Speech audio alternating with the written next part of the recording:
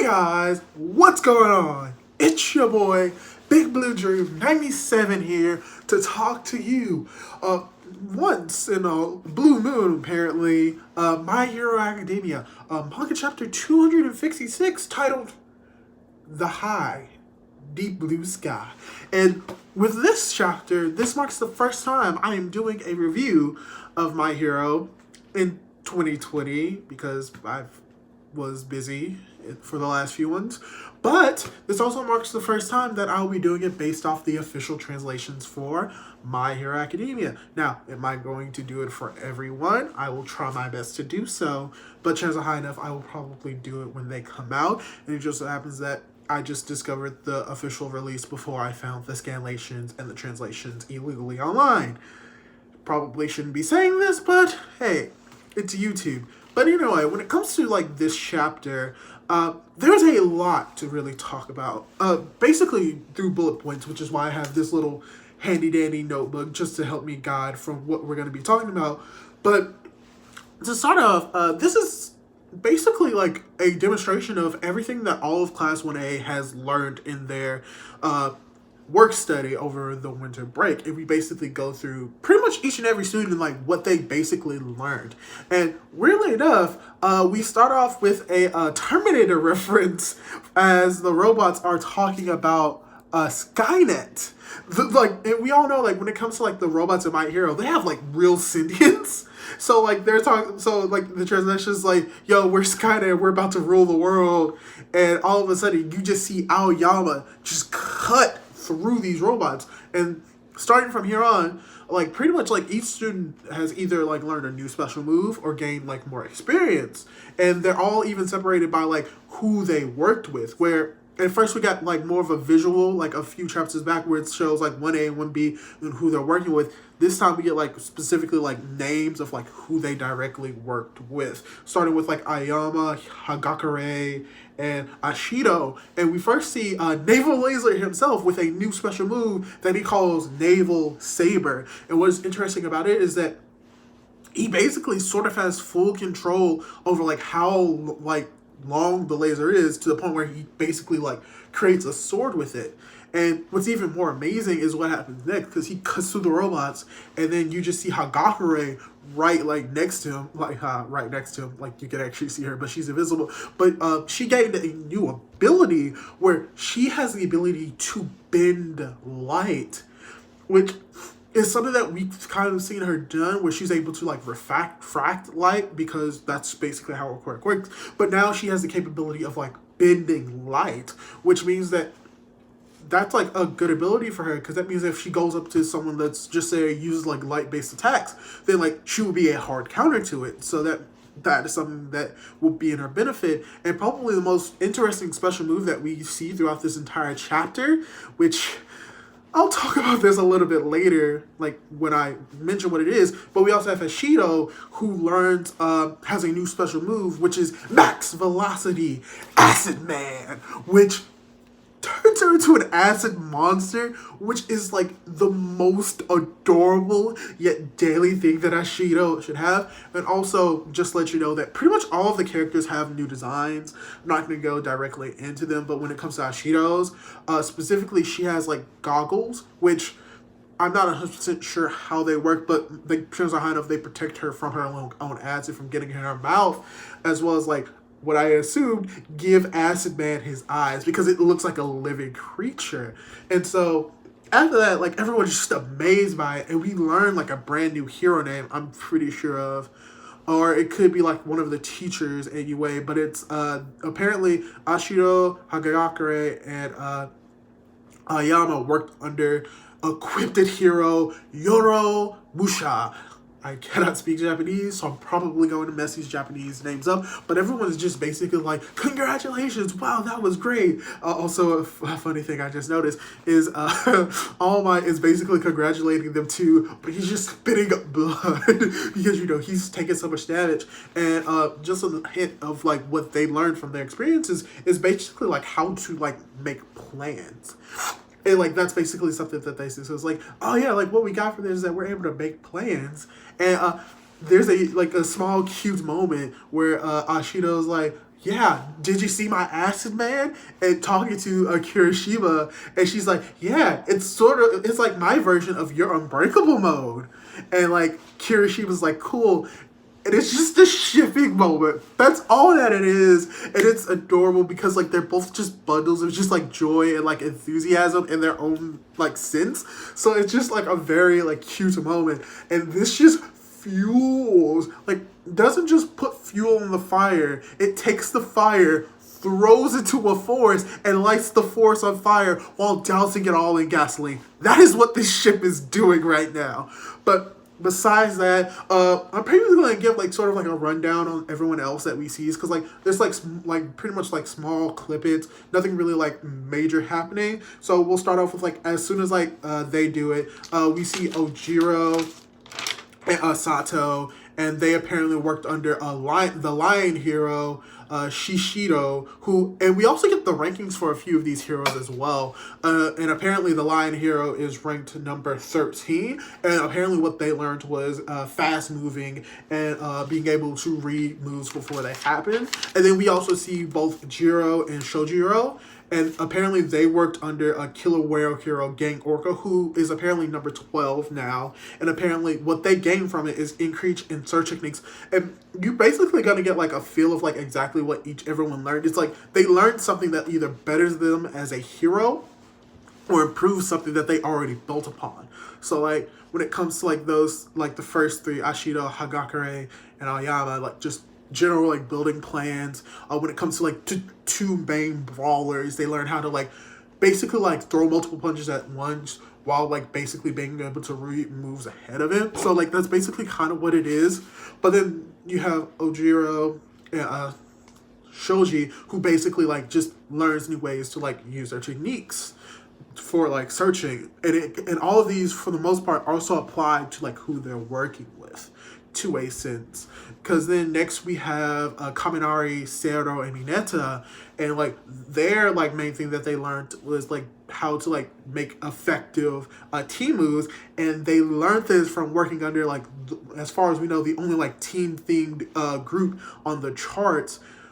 We also had the Wild Wild Pussycats, but they're one of the very few like actual team groups that we know is they worked under the Miyama hero Mount Lady, and apparently her name is their team name for Mount Lady, Edgeshot, and Kamui Woods is apparently Team Lurkers, and apparently they're number 23. And then we see Ida, who learns about being a looser approach, which kind of explains like why he during his internship he says he learned how to be loose, just which is like I think is a like definitive like character change and development for Ida, because he's not going to be like as stiff, like he moves like a robot. I think he's like, because he was able to do like that like hip motion, he has become looser and is probably going to be more fluent in not just his actions but his personality. And he apparently learned it under the normal hero manual, who's apparently number 222, which even more ironic that he learns how to be more flexible and be more loose from just the normal hero manual.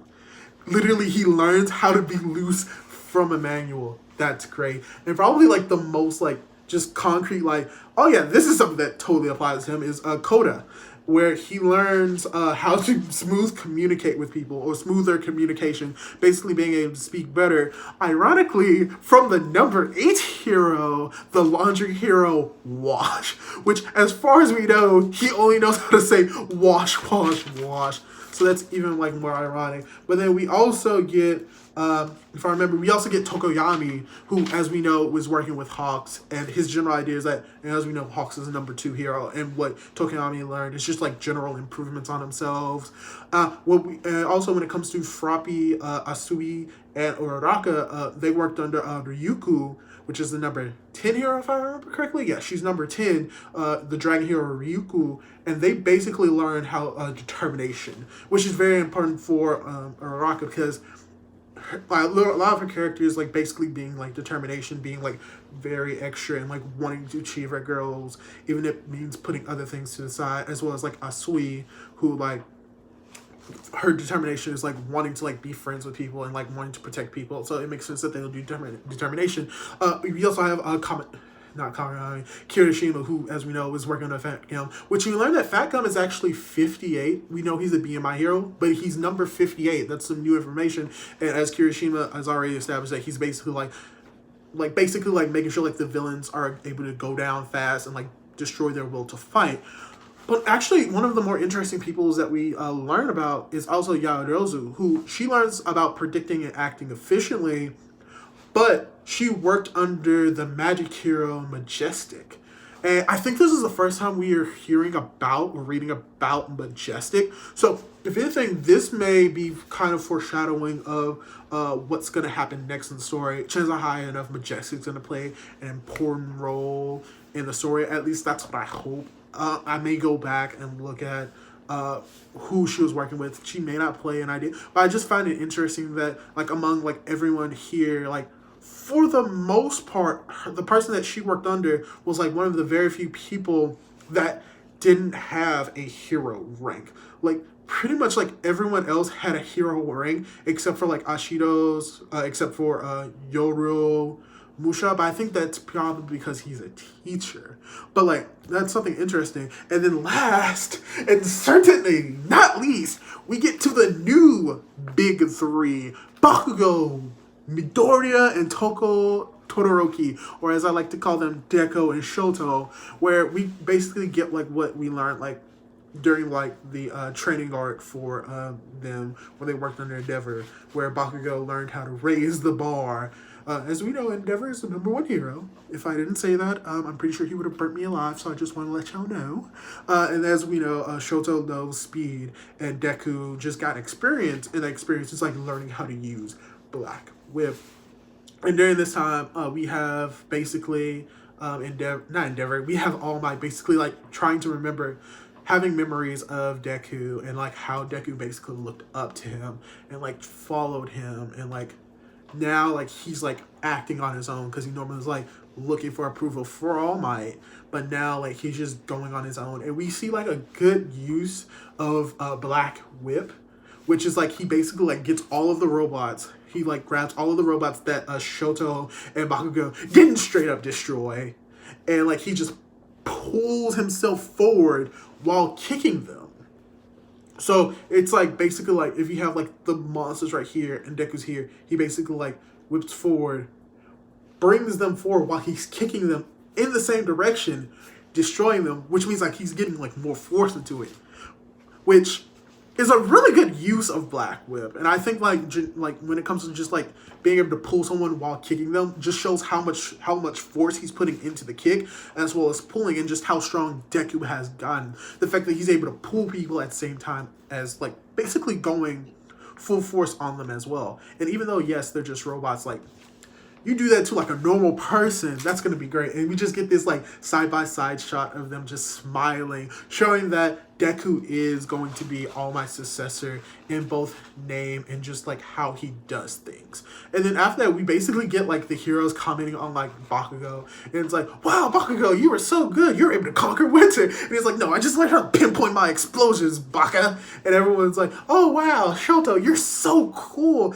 And it's like, man, you move so fast, you're so great. Someone that's attractive and fast? Wow, wait, no, pause, that's weird. And then Shoto's like, I'm not as fast as Endeavor. And like even like Sarah's like, yo, Deku, watch out, you're looking more like my tapes. And it's like everyone's like, wow, you learned how to use it. And like everyone's just so excited. And then we probably get like, in my opinion, like the best part of this entire chapter is solely the interactions between Midoriya and Uraraka, because many people in the community has like an argument against Uraraka being like best girl or one of the better girls in My Hero, because they say that she's only one note and that she only has like, oh, she's only like the love interest for Deku. But I think what this chapter shows is that that's not the case at all. Where like a lot of times we've seen her like blushing. It's like, oh my gosh, I like Deku. Oh my gosh, you're so great. Oh, I want to love you. And this chapter basically like shows like also like some growth in like Deku, because like at first Deku could never really talk to a girl, and he was always brush and like say blush and just cover his head, but he's able to talk to Uraraka so casually, and Uraraka the same with Deku, and they basically just have like the conversation where like Deku's like, yo, it was thanks to you that like by like helping with the Black Whip that I was able to like be the person that I am. And Uraraka is like, yeah, but also like you showed me a way that I can like use the equipment. So I have like this rope inside of my gauntlet, which explains how she was able to like fly through the sky like with Froppy and with Ryuku, as well as the gosh, the other like the big three member that's female. Gosh, I forgot her name. But like she's just filled with energy. Oh gosh, I hate that I forgot her name. But how like she's able to fly with him because he has like the rope, and like she's basically saying like, yeah, this is all because of you, and like they thanks, and they just fist bump. And what I enjoy about this is because it just shows like the growth of like how like they're actually friends, but they actually want to be heroes, so they're learning from each other. But they're not, especially with Uraraka, she's not letting her emotions like cloud like her thinking, where she doesn't just see Deku as like a like love interest. She sees him as like a friend as well, someone to look up to, as well as someone that she can connect with. And like I just find that great because it just shows that Uraraka isn't just one dimensional, and it kind of ties into that determination, like how she wants to. She doesn't want to like rely on like her liking of Deku as like a crutch, but how she actually just wants to be equals on, like pretty much on the same level with him. And I enjoy that very much from this chapter. If anything, this is what makes this chapter 5 out of 5, is specifically the interactions between Deku and Uraraka. And then immediately afterwards, we just see Midoriya, like just not Midoriya. We see we see we see Mineta just like looking so dejected and just spits in the direction of freaking Midoriya and Araka, and then you have everybody else in the background. It's like, oh, they're so cute, but like it's. They think it's inherently romantic, but like the interaction itself is just very friendly and friendship. And then we have basically all my just basically come in. It's like, wow, y'all all did great. Y'all should aim even higher. And then we get an immediate cut to Present Mike and Aizawa. And to basically sum up what happened the past 3 chapters, to put it bluntly, Aizawa and Present Mike go to prison. They talk to Kuroguri, which it is what they say is that Kuroguri is a Nomu, and it's possibly the Nomu of a friend that they both share, who apparently died, and they were like teammates in UA. And then we get a little flashback of this person. He looks very cool, and apparently he died. And like Aizawa is trying to break through to Kuroguri, and by doing so, Kuroguri, we finally get to see his face, and apparently it's the face of their friend. So apparently he's a living corpse Nomu. He shuts down. Aizawa and Present Mike are like, whoa, what? No, that's not true. That can't be true. And then they get information from him about a hospital, which ties into like where the League of Villains and the Liberation Army are. They're in a hospital. So yeah, that's basically what this is, and it's just the aftermath of all of that happening, where basically they're basically talking about like, yo, what are we gonna do? Like, we have to find out where like they're making these Nomu, because guess what? They made like their dead friend's body into a Nomu. And I will say this, Present Mike gets dark. Like in the idea of what Present Mike is, where it's like, yo, we gotta find these places.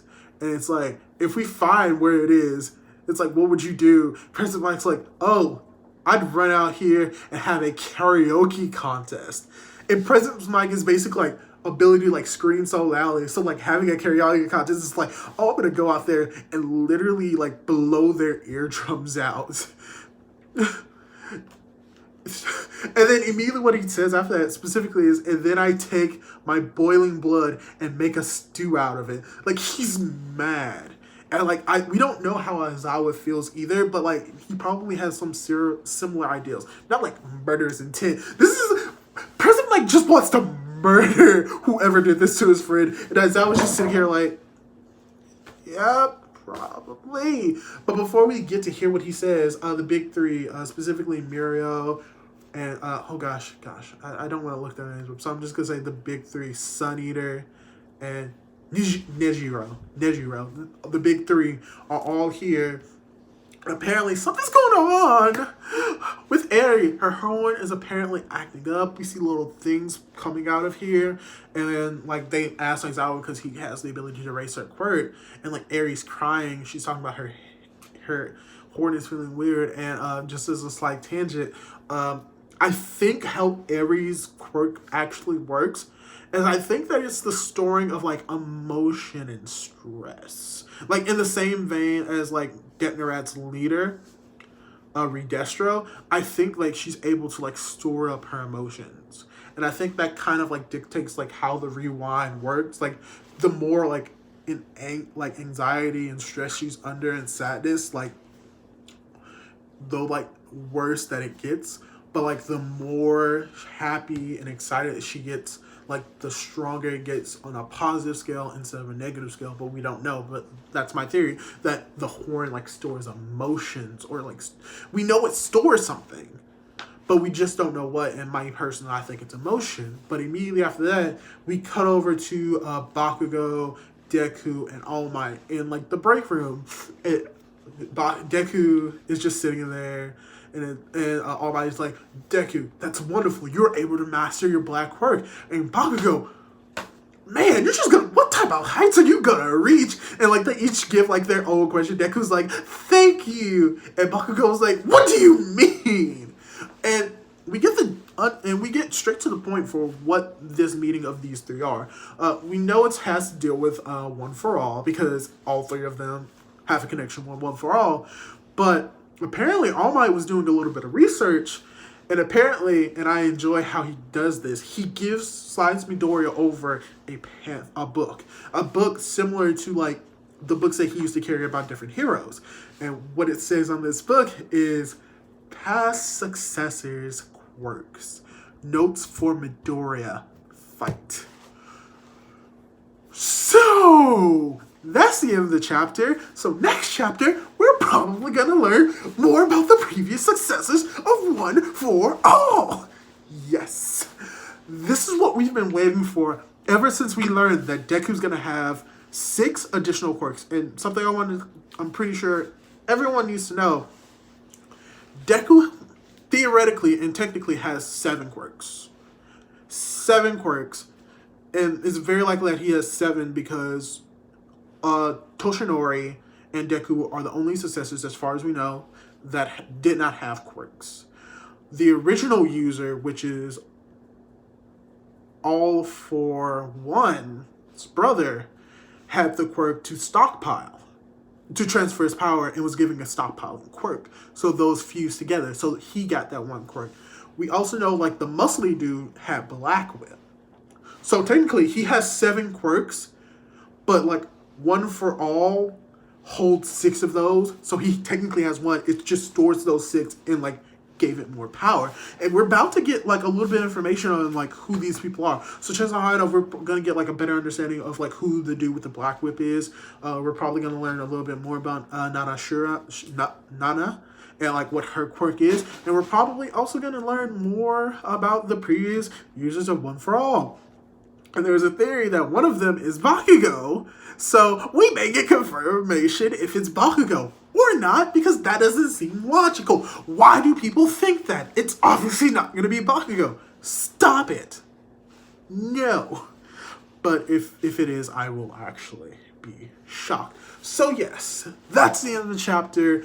As I said, 5 out of 5 chapter. Mainly because we can just get a lot of information. And this is basically like a makeshift development for like every character in Class 1A. And I think I like how this works because we saw how Ida, how his like attitude was a little bit different and like how he was moving differently. And like me personally, I'm like, oh wow, that seems like a weird, like drastic change from what he is, which was being stiff. But I think what this chapter is doing, it's basically establishing like important changes for every single character, and like how later on the road, like people was like, oh, why is this character acting like this, or why is this character acting like that? This chapter basically establishes that. So maybe like in 10 or 15 chapters when we see Koda speaking like casually with people, and it's like, hey guys, how is it going? It won't be like a whiplash thing because we can just refer to the chapter as like, oh, he just learned how to communicate better.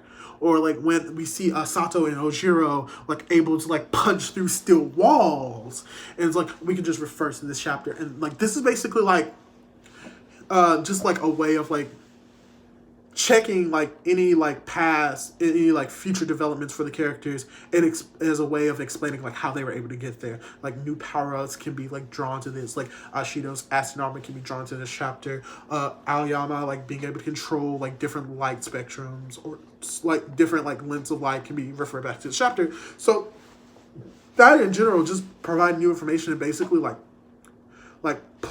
basically like making sure that later on he won't have to like retcon anything. That's great. As well as like getting development showing that Deku is like has grown into his own person like wholeheartedly and is not relying on like the ideas of All Might. Like the fact that he like just destroyed the robot in just one kick himself, one punch, just in itself. Like people joke was like, oh, maybe I should start kicking. But you also have to realize that we've never seen All Might kick, and he's the number one hero. We don't see he's just a brute bruiser. He only punches. So the fact that like Deku's going into his own thing is also great, as well as the development between Deku and Uraraka, showing that they're not just like the love interest, that they're actually friends, and that they actually help each other. Like it's just not like a taking; it's like a pull and give. Like they take, but then they also give away. So I thought that was cool, as well as like showing like development and more characterization for Aizawa and Present Mic, and like just the fact that chances are next chapter we're gonna get more information about the predecessors for One for All. So like I said, all in all, this is a great chapter. Hopefully you enjoyed this chapter as much as I did. Hopefully you enjoyed this review. And if you did, leave me a like, leave a comment, subscribe, do all of the shilling that all of the other YouTubes do. Because if you do so, it will make me very happy and will help me continue on this reviewing track. So hopefully you enjoyed this video. And I will probably either catch you tomorrow for the Nanatsu no Taizai 7 Deadly Sins manga review. So until then, catch you later. Also, you may